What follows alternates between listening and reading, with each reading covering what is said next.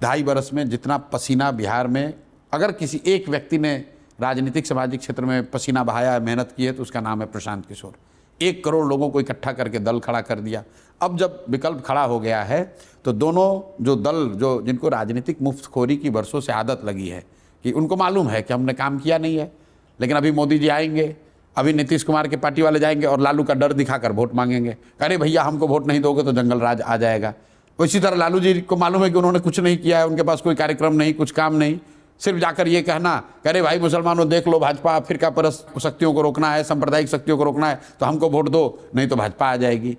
तो इन दोनों दलों को राजनीतिक मुफ्तखोरी का आदत लग गया है, काम न करना और सिर्फ दूसरे का भय दिखाकर वोट लेना। अब ये इसलिए घबराए हुए हैं कि जनता को अगर तीसरा कोई विकल्प मिल जाए, रास्ता दिख जाए, तो दोनों की लुटिया डूबने वाली है। और ऐसा मैं सिर्फ अति विश्वास में नहीं कह रहा हूं, ऑलरेडी 2020 में ये दिखा।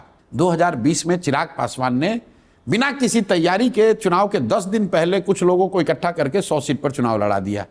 तो आपने देखा कि जो मैं बात बता रहा हूं, बदलाव की या विकल्प की चाहत इतनी बड़ी थी कि अपने आप को सूरमा समझने वाले नीतीश कुमार और जदयू 70-72 से घट के 42 पर आ गए। लेकिन उसका दूसरा भी देखिए, साथ में भाजपा वाले भी लड़े, उनका देखिए दशा।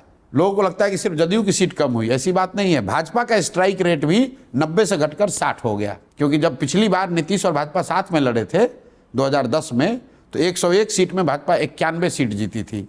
2020 में भाजपा 110 सीट लड़ी और 72 सीट जीत कर आए, उसमें चिराग पासवान नहीं लड़ रहे थे। तो अगर 2020 के चुनाव को सिर्फ आप चिराग के एंगल से देखते हैं तो आप बहुत बड़ी भूल कर रहे हैं। मैं 2020 का चुनाव देखता हूं कि जनता एनडीए से ऊब चली है, धीरे धीरे ऊब हो गई है, सुशासन का पोल खुल गया है, लेकिन उस समय वो तेजस्वी को भी, जंगल राज को भी वापस नहीं लाना चाहते हैं, तो इनको नीचे कर दिया, हटाया नहीं। इस बार जब जनसुराज का नया विकल्प उनको दिखेगा तो इन दोनों को, इनको तो हटाएगी और जंगल राज को वापस लाने का तो सवाल ही नहीं पैदा होता।